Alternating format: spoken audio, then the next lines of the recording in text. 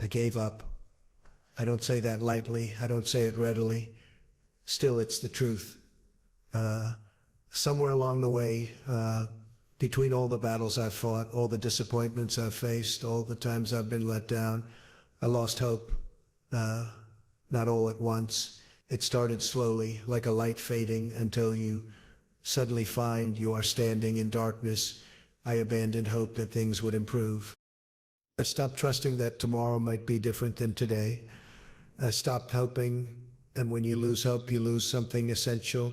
You lose the ability to dream. You lose the energy to try. You lose the faith that your efforts matter.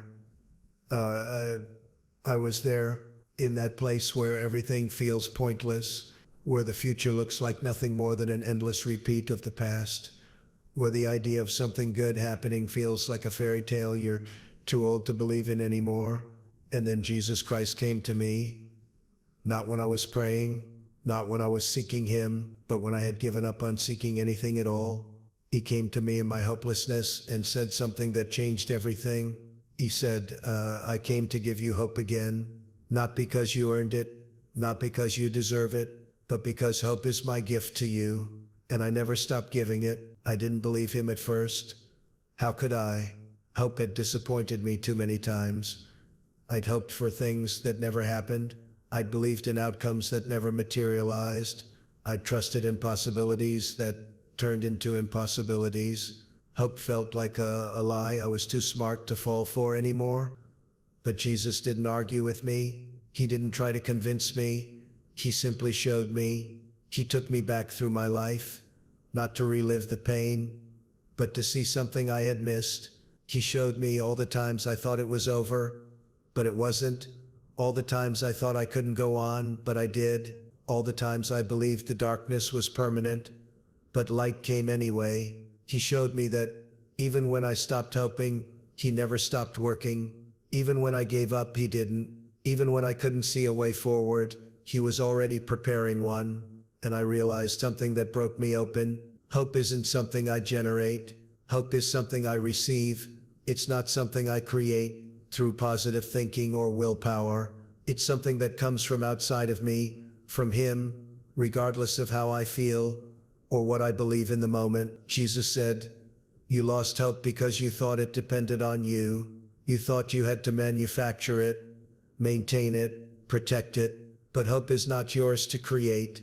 It's mine to give, and I've been giving it to you your entire life. Even when you didn't recognize it, tears started streaming down my face because I understood. Every time I survived something I thought would destroy me, that was hope at work. Every time I found strength I didn't know I had, that was hope sustaining me. Every time morning came after a dark night, that was hope renewing itself. Without my permission or participation, I asked him, how do I hold on to hope when everything around me says I shouldn't? His answer was so simple it almost seemed too easy. You don't hold on to hope, you let hope hold on to you. You stop trying to generate it and start receiving it. You stop looking at your circumstances and start looking at me. I sat with that for a long time because my entire life I've been taught that hope is something you choose, something you decide to have. But Jesus was telling me something different. He was telling me that hope is a gift I receive, not a feeling I manufacture, and the gift is always available even when I can't feel it. He showed me something else that shifted my perspective completely. He said, look at the new year approaching. People make resolutions, set goals, plan changes, and that's good, but most of them are doing it from a place of fear, not hope. They're trying to fix what's wrong instead of trusting what's right. They're operating from lack instead of abundance. They're running from who they are instead of running toward who I created them to be. I realized he was right. How many times have I entered a new year, focused on everything I need to change, everything I need to fix, everything that's broken about me or my life? I've approached new beginnings from a place of inadequacy, not from a place of hope. Jesus said, real hope doesn't start with what you're going to do differently. It starts with trusting what I'm already doing. It starts with believing that I'm not finished with you. It starts with knowing that every new day, every new year, every new moment is an opportunity for my grace to meet you exactly where you are. I felt something shift in my chest, a warmth spreading through places that had been cold for so long, because I realized that hope isn't about my ability to change. Hope is about his commitment to love me through whatever comes. Hope isn't my optimism. Hope is his faithfulness. He continued, and his words felt like water to a parched soul. Before this new year begins,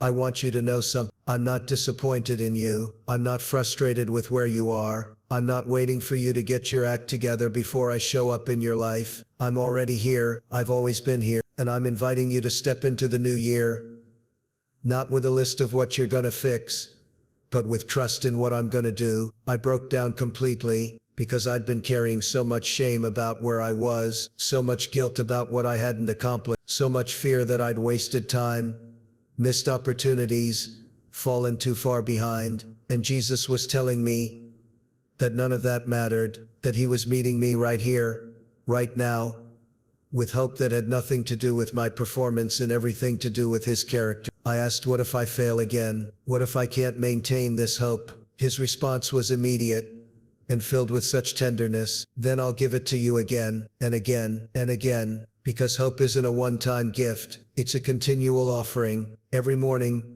my mercies are new. Every moment, my hope is available. You can't exhaust it. You can't use it up. You can't lose it permanently because I keep giving it freely. I sat there, letting those words wash over me, and I understood why he wanted this shared before the new year. Because so many people are entering the next chapter of their lives, feeling hopeless. So many are looking at the calendar change and feeling nothing but dread or emptiness. So many have lost the ability to believe that anything can be different, and Jesus wants them to know what he told me. Hope is not dead. It's not gone. It hasn't abandoned you. It's been here all along, waiting for you to stop trying to create it and start receiving it, waiting for you to stop looking at your circumstances and start looking at, waiting for you to understand that new beginnings don't require perfection.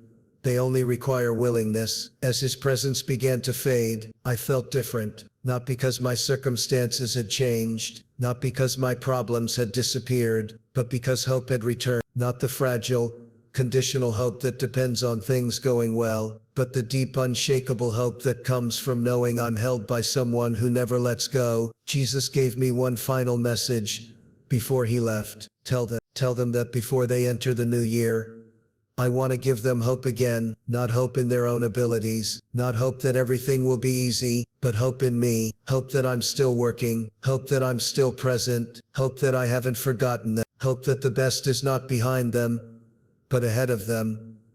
Not because of what they'll do, but because of what I'm doing. So I'm telling you, if you're watching this before the new year, this message is for you. Jesus Christ wants to give you hope again. He sees where you are. He knows what you've been through. He understands why you stopped believing, and he's not angry about it. He's not disappointed. He's simply offering you what he's always offered. Hope that doesn't depend on your circumstances. Hope that doesn't require you to have it all figured out. Hope that comes from his unchanging nature, not your changing feelings. I want to ask you something. What would it feel like to enter the new year with real hope? Not fake optimism, not forced positivity, but genuine, deep, grounded hope that something good is coming because someone good is with you. That's what Jesus is offering. Not a magic formula, not a guarantee that everything will be easy, but a promise that you won't face it alone. A promise that he's working even when you can't see it. A promise that your story isn't over, no matter how final it feels right now. So before this year ends, before the new one begins, take a moment. Stop trying to generate hope on your own. Stop looking at everything that's wrong. Stop focusing on what hasn't worked, and instead receive the hope that's being offered to you right now. Receive the truth that you're not forgotten. Receive the gift of a God who never stops believing in you, even when you stop believing in yourself. Tell me, what made you lose hope, and what would it take for you to receive it again? Share below, because I believe that when we're honest about our hopelessness, we create space for hope to return, and maybe your words will remind someone else that it's not too late to hope again.